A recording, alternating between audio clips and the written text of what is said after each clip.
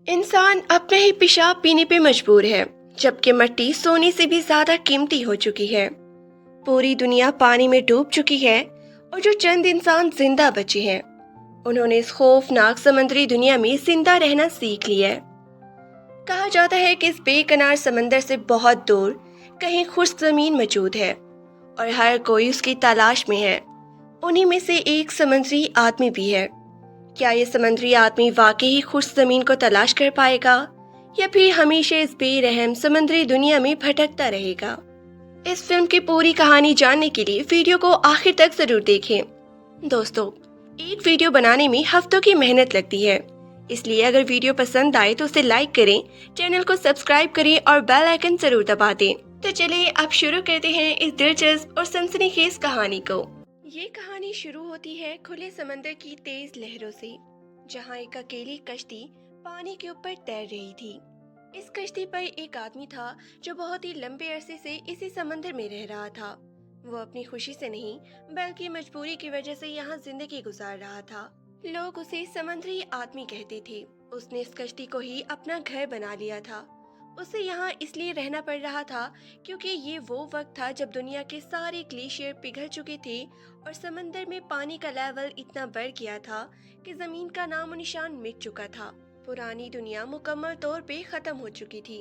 अब जो चंद लोग जिंदा बचे थे वो अपने जहाजों और कश्तियों पर घूम रहे थे, लेकिन उनके दिलों में अब भी एक छोटी सी उम्मीद थी कि शायद दुनिया के किसी कोने में ड्राई लैंड यानी जमीन का एक छोटा सा टुकड़ा अब भी बचा हुआ है, जहां वो जाकर अपनी जिंदगी सुकून से गुजार सके। कहानी आगे बढ़ती है। समंदरी आदमी खाने की तलाश में समंदर की गहराइयों में गोता लगाता है ताकि अपने लिए कुछ मछलियां पकड़ सके। लेकिन घंटों की मेहनत के बाद भी जब उसे कुछ नहीं मिलता तो वो मायूस होकर अपनी कश्ती पे वापस आ जाता है। तभी उसे एक और कश्ती नजर आती है और वो उसके मालिक से बात करते हैं। समंदरी आदमी उसे समंदर का पुराना कानून याद दिलाता है। जब समंदर में दो अजनबी मिलते हैं तो वो एक दूसरे की मदद करते हैं और अपने सामान का तबादला करते हैं। लेकिन सामने से वो शख्स साफ इनकार कर देता है कि ना तो मुझे अपना सामान तुमसे बदलना है और ना ही मुझे तुम्हारी किसी मदद की जरूरत है। फिर वो आदमी अपनी कश्ती को मोड़कर वहां से जाने लगते हैं।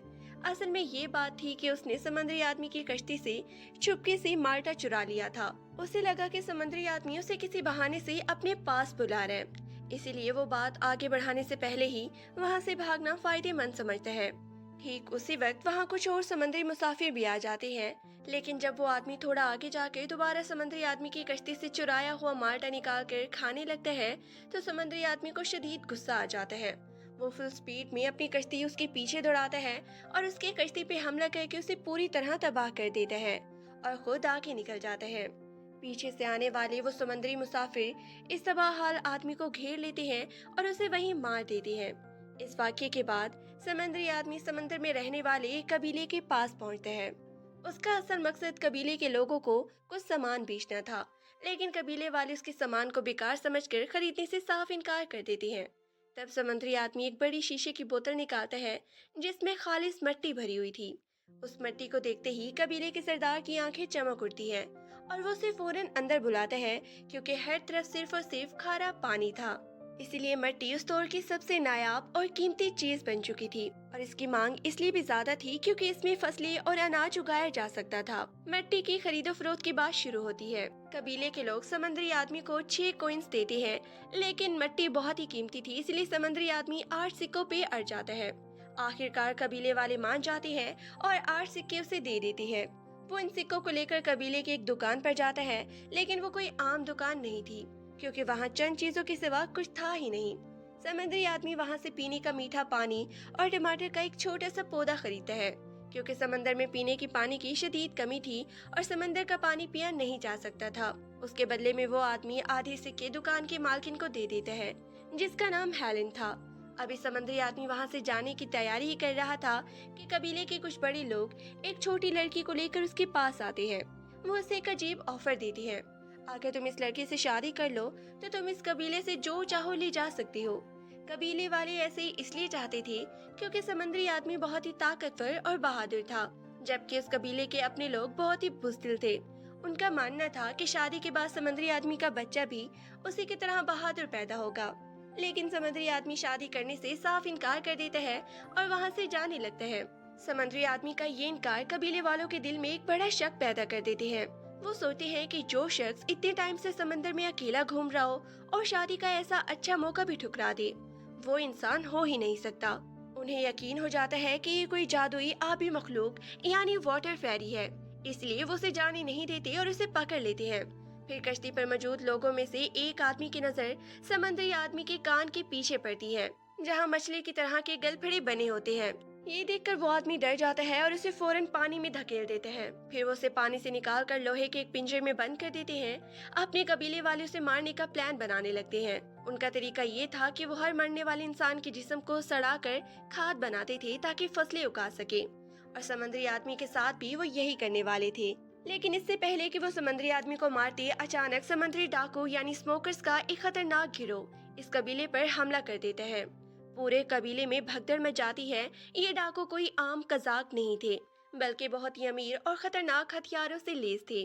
उनके पास इस दौर के नायाब चीजें यानी उड़ने वाले ग्लाइडर्स और हवाई जहाज भी मौजूद थे।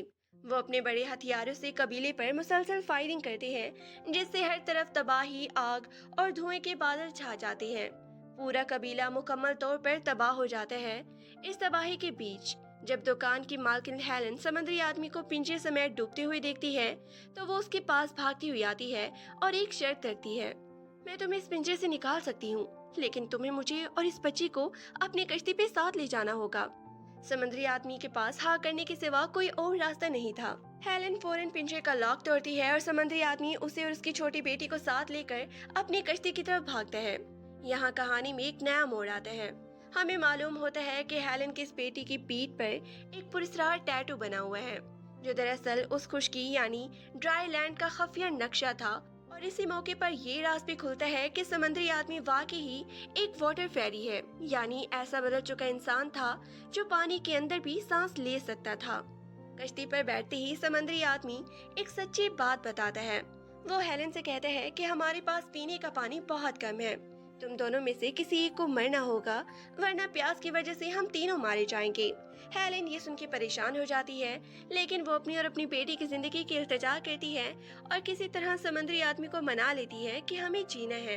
दूसरी तरफ कहानी में उन खतरनाक डाकुओं के सरदार की एंट्री होती है, जो एक आंख से अंधा और बहुत ही गुस्सीला था।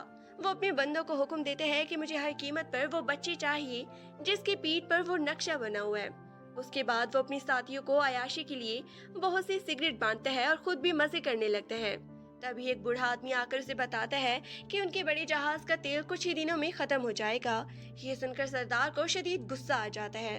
वो सरदार अंधा होने के साथ साथ थोड़ा पागल भी था। वो नताइज की परवाह किए बगैर माचिस की तीली जलाकर सिगरेट सुलगाने लगता है और जलती हुई तीली सीधी ऑयल टैंकर में फेंकने वाला होता है। इससे पहले कि पूरा जहाज धमाके से उड़ जाता, एक आदमी भागकर उसकी तीली बुझा देता है और जहाज को तबाह होने से बचा लेता है। उसके बाद सरदार इस टैटू वाली बच्चे को पकड़ने के लिए अपनी फौज भेजते हैं। इधर समंदर में समंदरी आदमी अपनी कश्ती में हेलन और उसकी बेटी को ले जा रहा होता है कि अचानक डाकुओं का एक हवाई जहाज उन पे हमला कर देता है। समंदरी आदमी उनका मुकाबला करने के लिए हथियार लाने के लिए कश्ती के नीचे वाले हिस्से में जाता है। हेलेन ये समझती है कि शायद समंदरी आदमी डर कर छुप गया है, इसीलिए वो खुद ही कश्ती पर लगे एक बड़े हथियार से डाकुओं की बोट पर फायर कर देती है। तीर डाकुओं के जहाज को तबाह करने की बजाय उनकी रस्सी में अटक जाता है और अब डाकुओं का जहाज उनकी कश्ती के गिर्द चक्कर काटने लगता है। समंदरी आदमी फौरन ऊपर आता है और अपनी तेज धार से उस रस्सी को काट कर उनकी बोट को आजाद कर देता है। हेलेन की इस गलती की वजह से एक कीमती तीर जाया हो जाता है, जिसपे समंदरी आदमी बहुत ही गुस्सा होता है। सजा के तौर पर वो हेलेन और उसकी बेटी के लंबे बाल काट देते हैं और फिर वो अपना सफर आगे बढ़ाते हैं। रास्ता तय करते हुए उन्हें पानी में एक बड़ा तिजारती जहाज नजर आता है। हेलेन कहती है कि हमें इस जहाज पे जाना चाहिए ताकि कुछ खाने को मिल सके। समंदरी आदमी का दिल नहीं मानता, लेकिन वो हेलेन की बात सुनकर जहाज के मालिक के पास जाते हैं। वहाँ जाकर पता चलता है कि वो शख्स एक ताजिर है। वो हेलेन को देखते ही उसे खरीदने की बात करते हैं, लेकिन बदले में उसके पास समंदरी आदमी को देने के लिए कुछ नहीं था। फिर वो एक बहुत ही नायाब चीज यानी कागज का टुकड़ा निकाल के दिखाता है, क्योंकि उस दौर में कागज मिलना नामुमकिन था। समंदरी आदमी हेलेन से कहते हैं कि इस कागज के बदले में आधे घंटे के लिए ताजिर के साथ जूम में चली जाए। हेलेन जैसे ही नीचे जाती है, समुद्री आदमी चंद ही मिनटों में उसके पीछे पहुंच जाता है और ताजिर से कहता है कि तुम्हारा टाइम खत्म हो गया। ताजिर गुस्से से पागल हो जाता है क्योंकि अभी 5 मिनट भी नहीं हुए थे। वो चाकू निकाल कर समुद्री आदमी पर हमला करते हैं, लेकिन समुद्री आदमी अपनी ताकत से उसे उल्टा उसी के चाकू से मार देता है।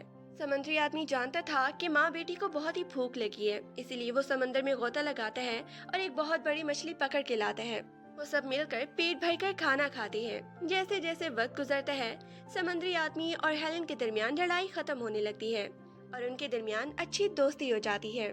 समुद्री आदमी इस छोटी बच्ची को प्यार से स्विमिंग भी सिखाने लगता है। जो आदमी पहले उनसे नफरत करता था, अब वो उनका दोस्त बन चुका था। फिर एक दिन समुद्री आदमी को दूर एक और कश्ती उनका ताक़ुब करती दिखाई देती है। उसे समझ नहीं आता कि ये कौन है, लेकिन हेलन देखते ही पहचान जाती है कि ये वही समुद्री मुसाफिर है।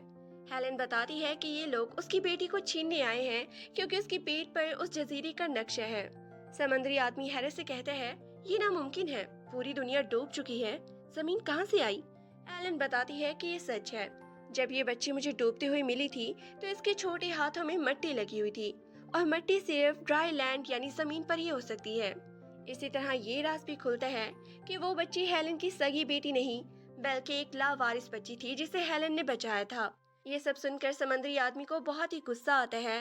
वो हेलन को एक छोटी बंद आबदोश जैसी बोट में डालता है और इसे समंदर की गहराई में ले जाता है। गहरे पानी में पहुंचकर हेलन हैरत से देखती है कि समंदर के नीचे पुरानी दुनिया की बड़ी बड़ी इमारतें और शहर डूबते हुए पड़े हैं। जब वो दोनों ऊपर वापस आते हैं तो देखते हैं कि वो समुद्री मुसाफिर बिल्कुल उनके करीब पहुंच चुके हैं। वो उनकी कश्ती पर कब्जा करके उन्हें पकड़ लेते और पूछते हैं कि वो नक्शे वाली लड़की कहाँ है। जब वो दोनों कहते हैं कि हमें नहीं मालूम, तो उनका सरदार गुस्से में आकर अपने बंदों को उन दोनों को फौरन गोली मारने का हुक्म देते हैं। तभी वो छोटी बच्ची जो कश्ती के नीचे छुपी हुई थी, उनकी आवाज सुनकर बाहर निकल आती है। वो लोग फौरन बच्ची को पकड़ लेते हैं। लड़की मिलने के बावजूद वो बेरहम लोग अपने हुक्म पर कायम रहते हैं और समुद्री आदमी और हेलन को मारने वाले होते हैं कि समुद्री आदमी एकदम हेलन को लेकर समंदर में छलांग लगा देते हैं। वो पानी में मुसलसल फायरिंग करते हैं, लेकिन ये दोनों बच निकलते हैं। पानी के अंदर हेलन का सांस घुटने लगता है और वो इशारे से बताती है कि मैं इंसान हूँ, पानी में सांस नहीं ले सकती। तब समुद्री आदमी अपने मुंह से ऑक्सीजन हेलन के मुंह में ट्रांसफर करता है और उसकी जान बचाता है। कुछ देर बाद जब वो सिता पर आते हैं तो देखते हैं कि उनकी कश्ती को उन लोगों ने जलाकर तबाह कर दिया है। मजबूरी में वो उसी जली हुई कश्ती के बचे हुए टुकड़ों पर बैठ जाते हैं। वहाँ बैठकर समुद्री आदमी को पानी में कागज का वही टुकड़ा तैरता हुआ मिलता है जो उसने ताजिर से लिया था। उस कागज पर भी उसी जमीन की कुछ तस्वीरें बनी हुई थी। उसे देखकर समुद्री आदमी को यकीन हो जाता है कि वाकई ये दुनिया में कहीं न कहीं ड्राई लैंड यानी खुश्की मौजूद है और वहाँ पहुँचने का रास्ता सिर्फ उस बच्ची की पीठ पर बना हुआ टैटू है। इसलिए समुद्री आदमी फैसला करते हैं कि वो हर कीमत पर उस बच्ची को डाकुओं से आजाद कराएगा। तभी आसमान से एक हवाई जहाज उतरता है और उसमें से एक आदमी हेलन को आवाज देता है। हेलन उसे फौरन पहचान लेती है। वो उसके पुराने कबीले का एक ज़हीन आदमी था। वो इन दोनों को अपने उड़ने वाली जहाज में बिठाता है और वो डाकू के अड्डे को ढूंढने निकल पड़ते हैं। काफी तलाश के बाद समुद्री आदमी को डाकू का वो बहुत बड़ा ऑयल टैंकर जहाज मिल जाता है। वो अकेला और खामोशी से उस जहाज पे चढ़ता है और सीधा उनके सरदार के सामने जाके खड़ा हो जाता है और कहता है, बच्ची को मेरे हवाले कर दो। सरदार हंस के इनकार कर देता है। समुद्री आदमी बिना टाइम जाया किए अपने साथ लाया हुआ बॉम्ब सीधा जहाज के ऑयल टैंकर में फेंक देता है। एक बहुत बड़ा धमाका होता है और जहाज में मौजूद सैकड़ों डाकू मारे जाते हैं। समुद्री आदमी धुएं में बच्ची को ढूंढने लगते हैं। दूसरी तरफ सरदार बच्ची को लेकर एक हवाई जहाज में बैठ के भागने लगते हैं, लेकिन इससे पहले कि वो उड़ पाता, समुद्री आदमी एक रस्सी की मदद से हवाई जहाज पे ऐसा हमला करते हैं कि वो जहाज वहीं तबाह हो जाता है। हेलन और वो आदमी अपने हवाई जहाज से रस्सी फेंककर समुद्री आदमी और बच्ची को ऊपर खींच लेते हैं।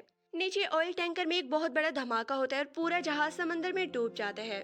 लेकिन कहानी अभी भी खत्म नहीं हुई थी। वो अंधा सरदार अभी भी जिंदा था और एक जेट स्काई पर सवार होकर समुद्री आदमी पर गोली चलाते हैं। गोली समुद्री आदमी को तो नहीं लगती, लेकिन अफरा तफरी में बच्ची उनके उड़ते हुए जहाज से नीचे समंदर में गिर जाती है। सरदार अपने बाकी दो साथियों के साथ 3 जेट स्काईज लेकर बच्ची को पकड़ने के लिए आगे बढ़ते हैं, लेकिन बिल्कुल सही वक्त पर समुद्री आदमी एक लंबी रस्सी के सहारे हवा से छलांग लगाता है और बच्ची को गोद में लेकर ऊपर हो जाता है। पीछे से तीनों जेट स्काईज आपस में तेज रफ्तार से टकरा जाती हैं और एक जबरदस्त धमाके के साथ सरदार समेत तमाम डाकू मारे जाते हैं। डाकू का खेल हमेशा के लिए खत्म हो जाता है। इसके बाद हेलन का वो ज़हीन साथी बच्ची की पीठ पर नक्शे को समझता है और वो नक्शे के रास्ते पर चलते हुए आखिरकार उसी जगह पर पहुंच जाते हैं जहां वाकई ही खुश्की यानी ड्राई लैंड मौजूद थी। वहां हर तरफ सब्जा पहाड़ और मिट्टी थी। वो बहुत खुश होते हैं। वहाँ उन्हें एक छोटी सी झोंपड़ी मिलती है। जब वो अंदर जाते हैं तो उन्हें दो पुराने बैनर्स और गलने सड़ने वाले जिस्म मिलते हैं जो किसी और के नहीं बल्कि उसी बच्ची के असली माँ बाप के थे। वहीं वो टैटू बनाने वाला आला भी रखा हुआ था जिससे उन्होंने बच्ची की पीठ पे नक्शा बनाया था। अपनी मंजिल मिलने के बाद समुद्री आदमी का काम पूरा हो चुका था, लेकिन वो जमीन पे रहने के लिए नहीं बना था। इसलिए वो हेलन और उस बच्ची को उस खूबसूरत जमीन पे छोड़ता है, अपनी नई कश्ती तैयार करता है और वापस अपने घर यानी समंदर की लहरों में चला जाता है। हेलन और वो बच्ची साहिल पे खड़ी होकर उसे मुस्कुरा के दूर जाती हुई देखती रहती हैं।